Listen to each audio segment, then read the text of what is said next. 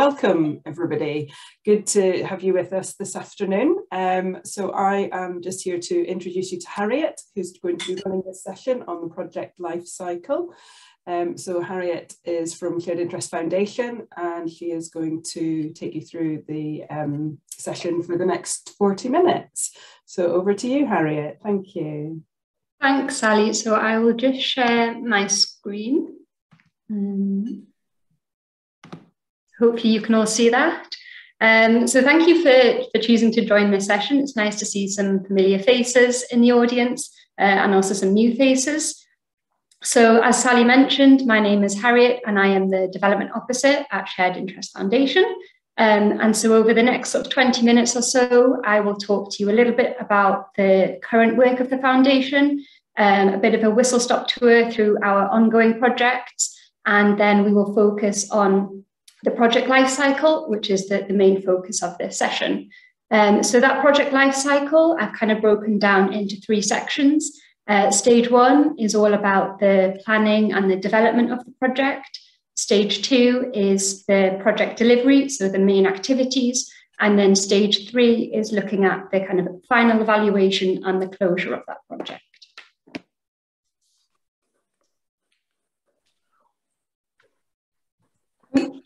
The PowerPoint's not moving. I think I might have shared the wrong slide, so I'll stop that and restart.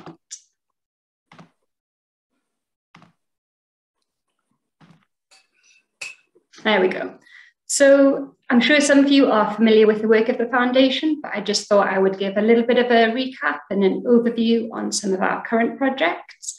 So Shared Interest Foundation is the charitable arm of the society, and we deliver a range of social impact projects across Africa and South America to support the development of sustainable businesses.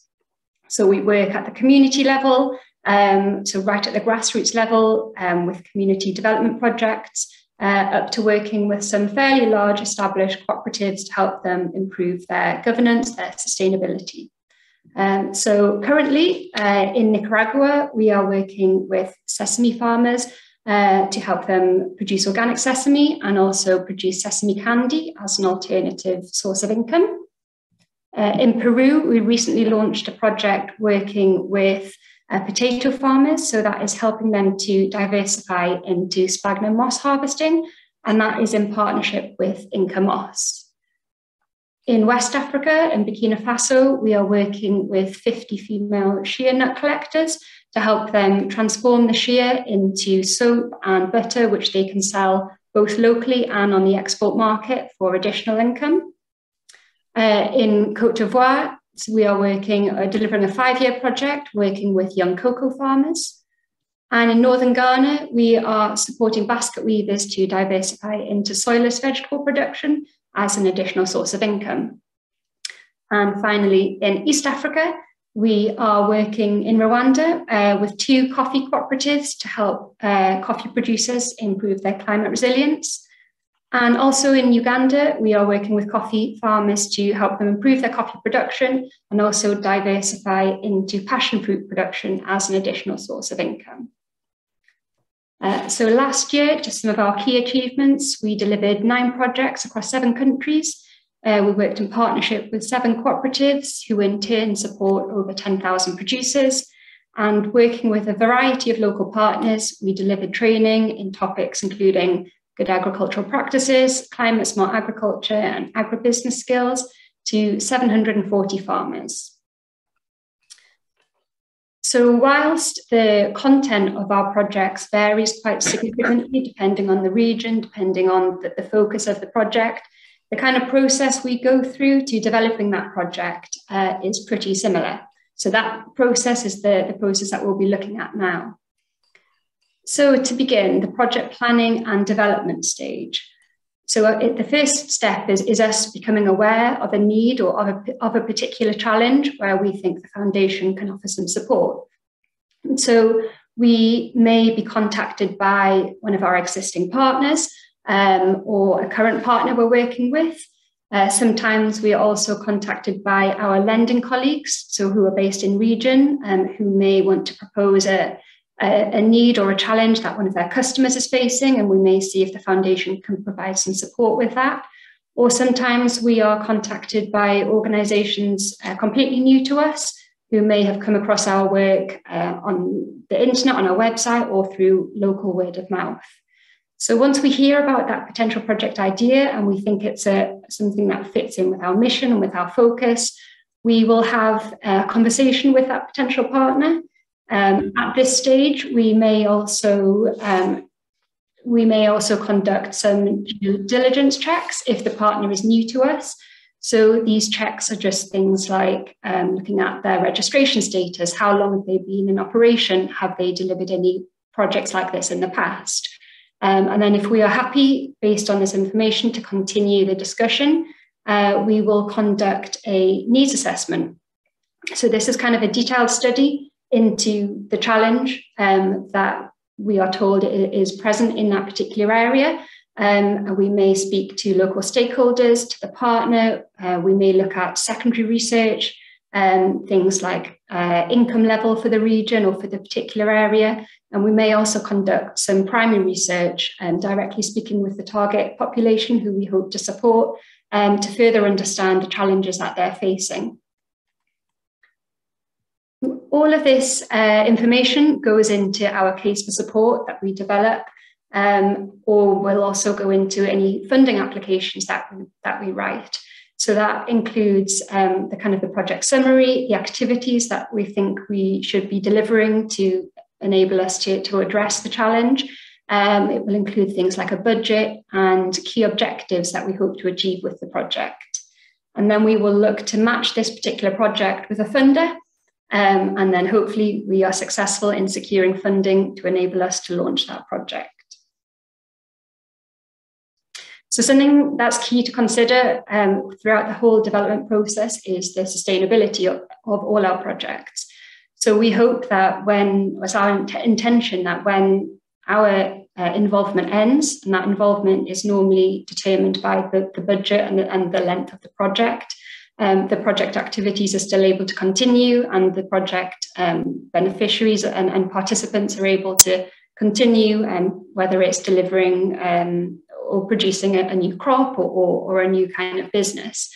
And so the way that we kind of incorporate sustainability into the project design is, I've already mentioned about kind of partnerships, thinking about key strategic partnerships that can be involved, so that when we are no longer present there are still the support networks around the producers or the artisans to enable them to continue the activity.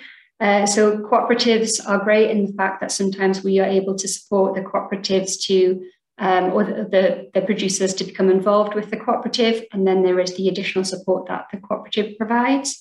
We will also look at communicating with other organisations on the ground. So, for example, the local government agricultural bodies, local community chiefs, community elders.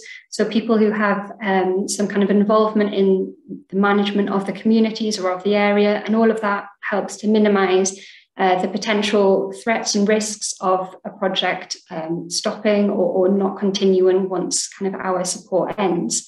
And then we also look at the kind of activities that we are delivering. So these are always proposed by the actual participants themselves. So if we are supporting them to diversify into a new crop or engage in a new business, we need to be sure that there is a guaranteed market for that crop. It's something that they are, or that business that they are familiar with, that they have maybe some previous experience with. And all of that contributes to that activity becoming sustainable. And then we also look at the kind of training that we deliver. So in addition to more sort of agricultural focused training, we incorporate activities such as agribusiness training, finance skills training, record keep training, group management training. So all of this is helping the individual to become more independent and be able to kind of manage their new business once our support ends. And then finally, we look at ways that income earned through the activity can be reinvested back into the project. So, for example, the image at the top left there shows our former project with Secafe in Peru. and they were producing organic compost, which they sold to their producers at a low-cost social rate. And then the income that the cooperative earned from the sale of that compost was reinvested back into the compost production to enable them to increase their production and support more of their members. That's kind of how we consider sustainability throughout the project design. So the next kind of tool or stage of the project planning is to develop an implementation plan. So this is just an example of a plan for a coffee project in East Africa. So you can see down the side, we list all of the activities that we intend to deliver. And then at the top, there is the timescale for the project. So this is an example of a 12-month project. And then we space along when each activity is planned to occur. So these are normally determined by kind of the seasons, by the planting or the harvesting season, and are always put together by the local partner on the ground. So this plan also helps us to monitor the progress of the project, to track that things are being delivered according to the timescale that the project will conclude within the agreed time period, and also helps us to manage the disbursement of funds.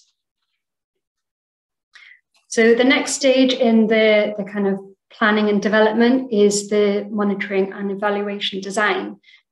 So to enable us to kind of track progress and measure the impact of what we are doing, we develop a monitoring and evaluation framework. So this includes the objectives that we have with the project, specific outcomes, specific targets. These might be in relation to sales, to individual income level, to skills, number of skills that they think they have gained, or production or yield of a particular crop. And these are normally targets that maybe the funder is particularly interested in. So we need to make sure that we are capturing these from the start. So to do this, we design a variety of data collection tools. Again, these will vary between projects, but some of the key tools that we do design are the baseline survey. We will have a tool for tracking production and sales, training evaluation forms, which are completed by the participants following each kind of training that they receive, and also field monitoring forms. So these are particularly useful for kind of projects focused on more kind of agriculture projects, where the project coordinator is able to visit the farms and see, has there been an improvement in the growth of the coffee tree, for example, or a reduction in pests or disease. Anything that's evident like that can be tracked and recorded. And this is something that we have a lot of support, or we receive a lot of support from shared interest volunteers with data entry and also with translation. We have a lot of projects that are delivered in French-speaking Africa and also in South and Central America, where the language is Spanish. So all of these tools will need to be translated. So we really appreciate the support of the translator volunteers.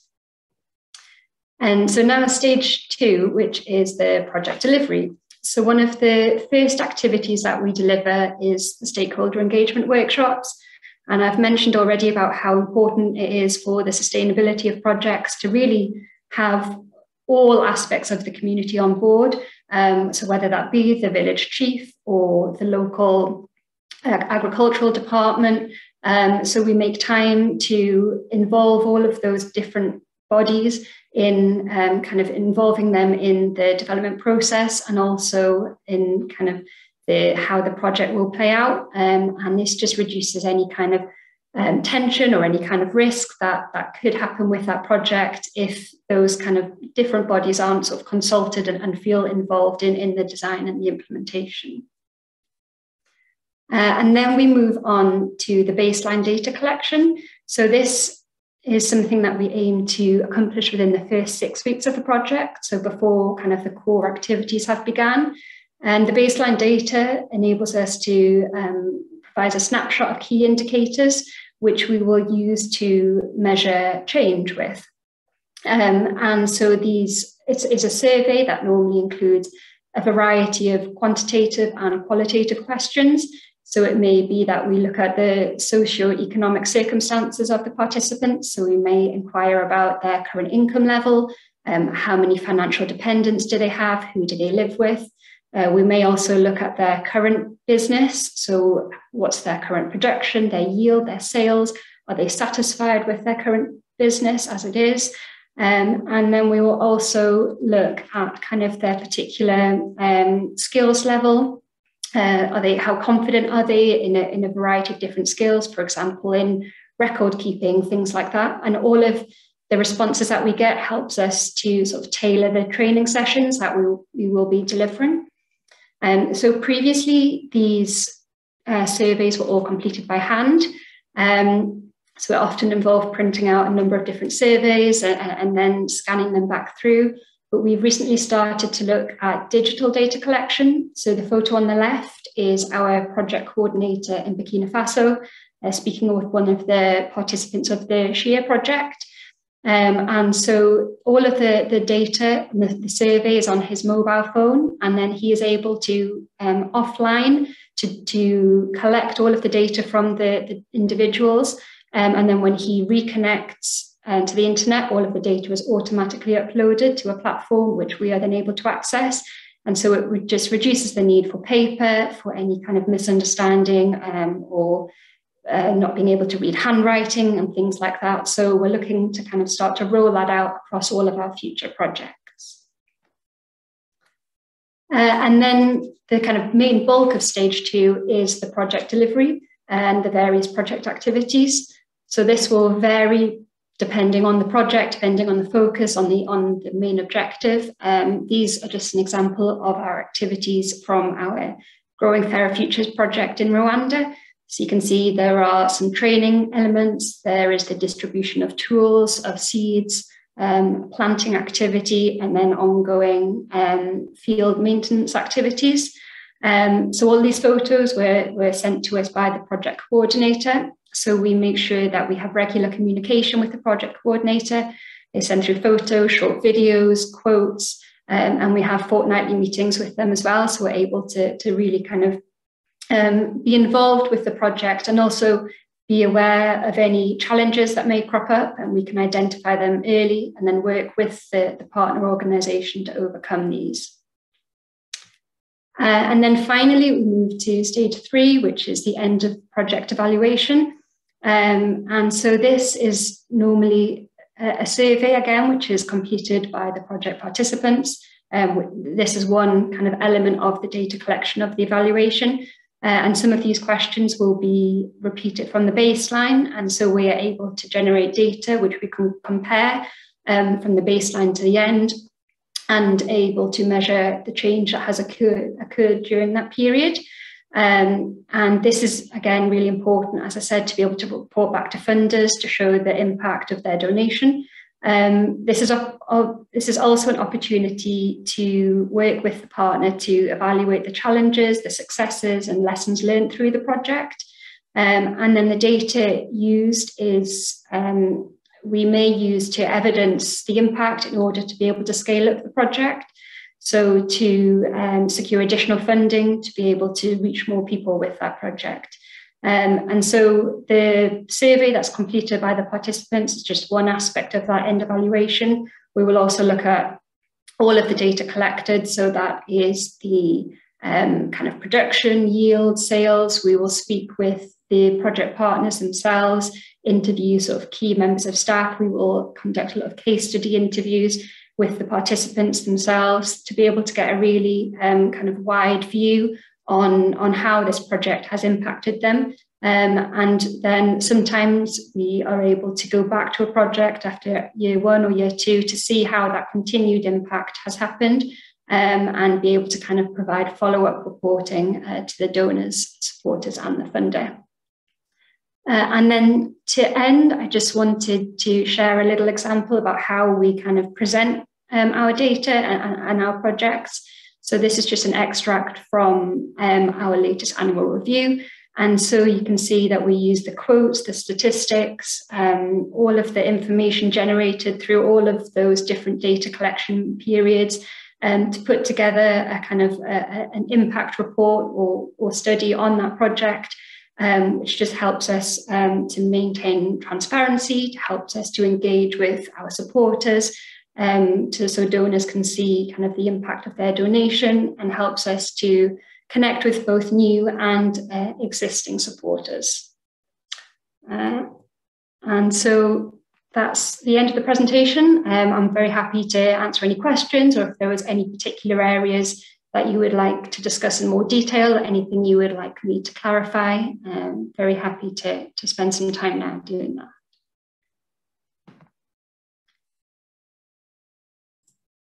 Thank you very much, Harriet. That was really interesting and really useful to contextualise the project over that sort of time period, if you like. As Harriet said, she's happy to take any questions. So if you do have any questions, please ask away. Feel free just to unmute yourself and ask away as you wish to. Thank you.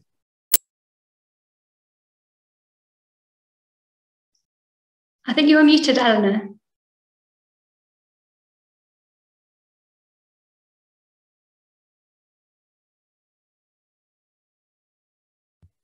Is that it now? No, you spoke about supporters. I assumed that the money all came from a fund in the foundation, in the Shared Interest Foundation. So who do you mean when you're talking about supporters?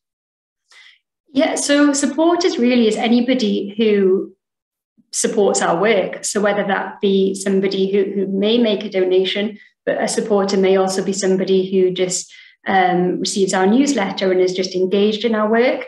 So I guess in terms of maybe to clarify about how our projects are funded, so we have two kind of income streams, so which we call restricted income and unrestricted income. So restricted income is when we have applied to a funder, for example, Comic Relief, for an example of a big UK funder, and we submit an application to them for a very specific project. It's got key activities that we say we will complete and within a specific time frame. And then if we are successful with that application, we receive that restricted funding. And so it is restricted for that specific project. And then we have our unrestricted income, which is income that is made through a donation online, or an income or a donation that's not specific for a project, but it's more of a kind of a general donation. And so sometimes we are able to use our unrestricted income to also deliver some projects ourselves. But when I say supporter, I really mean anybody who supports our work. It might be somebody who shares a leaflet about our work with a friend, or somebody, as I said, who does make a donation, but I would class all of those as our supporters.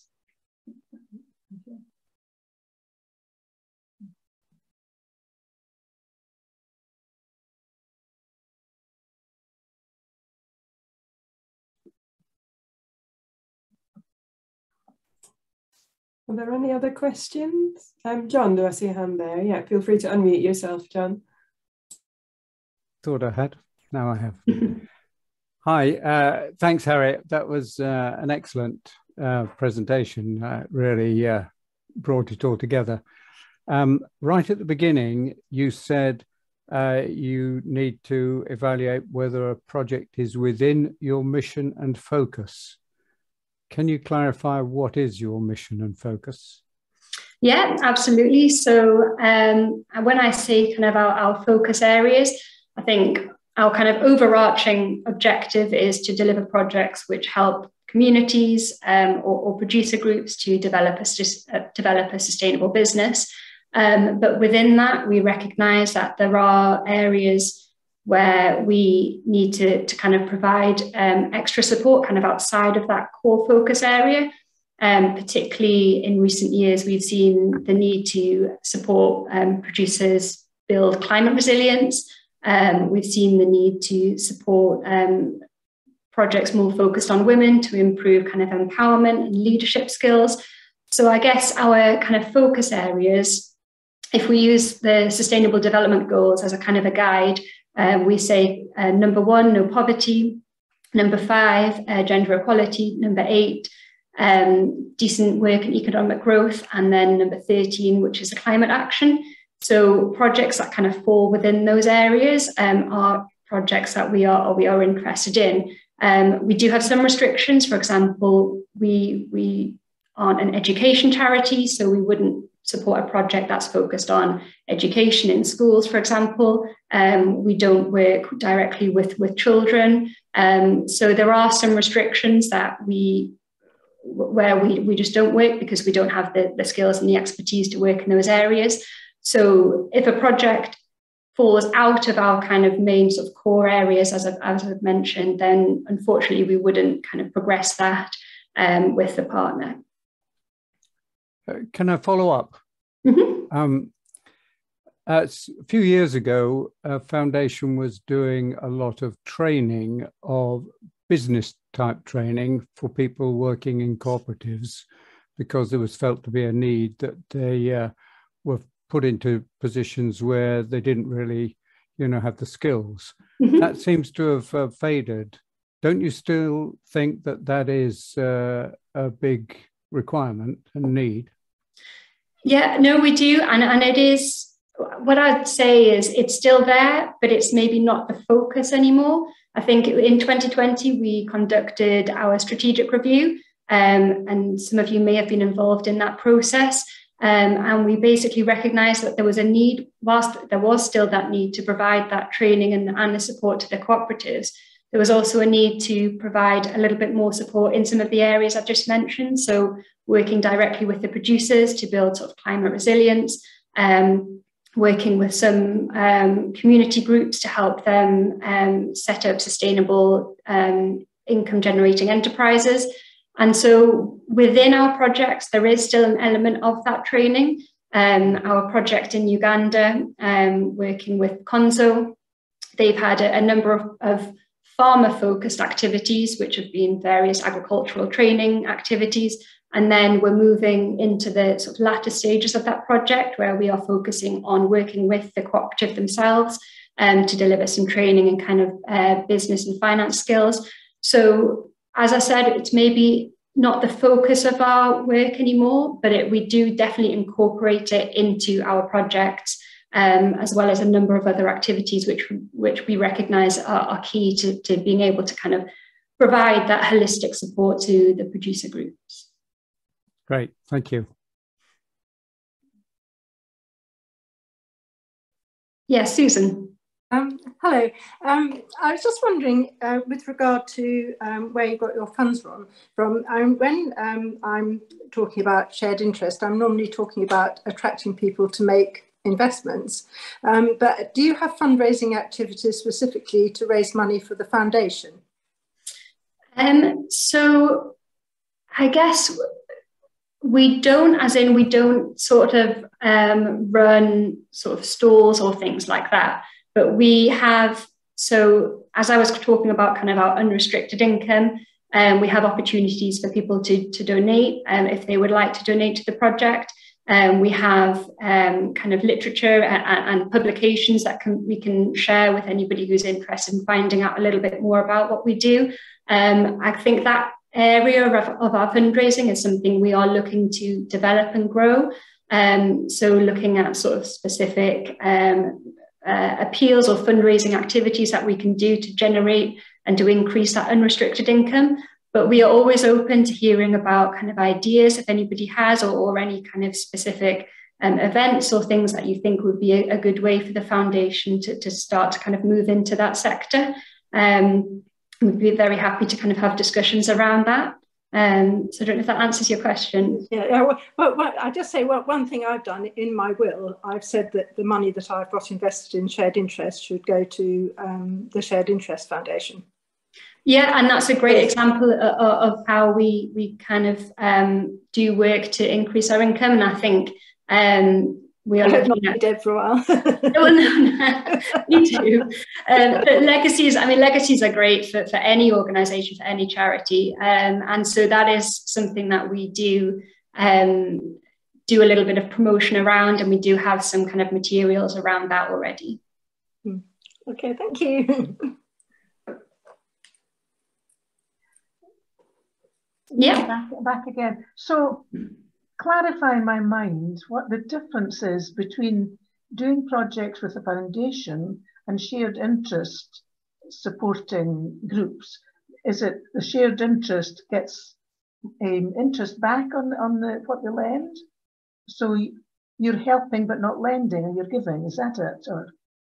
So the way that I kind of like to try and think about it is shared interest provides finance directly to the cooperatives, and then the cooperatives will use that finance, whether it be to support with the buying process, or maybe they will use it to purchase equipment, and then that is repaid back to the society. Whereas the foundation delivers social impact projects. So we don't provide finance in the same way that the society does. We may disperse, or we do disperse our project funds to be spent on very specific activities on the ground.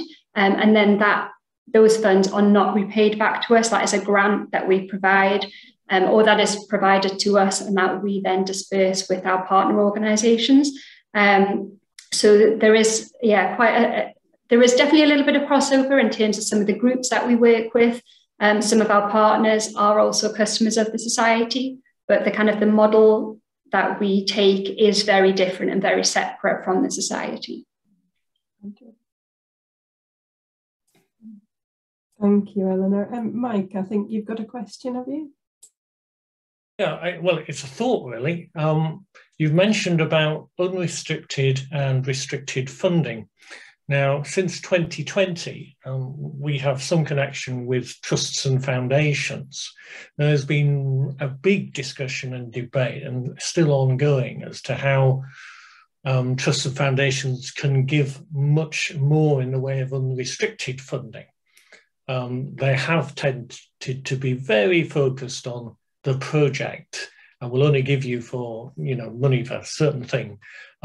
But that is changing.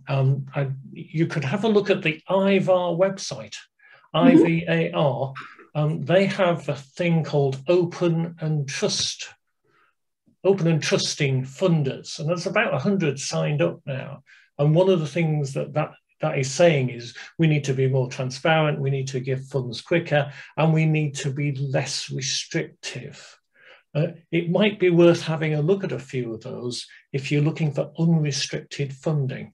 I think the climate has changed since the beginning of COVID, and there is definitely a much bigger push to be prepared to provide unrestricted funding, to provide core funding to organisations on the basis that the organisation knows what's best. Not the funder. So, maybe have another look at that. You might be able to get some unrestricted funding. No, I will do. Thank you. I've not heard of that site, so I'll definitely check it out. Thank you.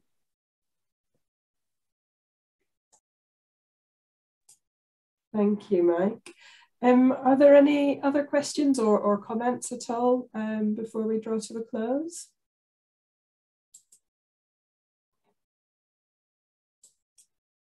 Excellent. Well, thank you very much, Harriet. That was a really interesting presentation. Thank you. And from the questions, it certainly sounds like people have learned a lot more about the work of Shared Interest Foundation. So thank you, and thank you all very much for joining.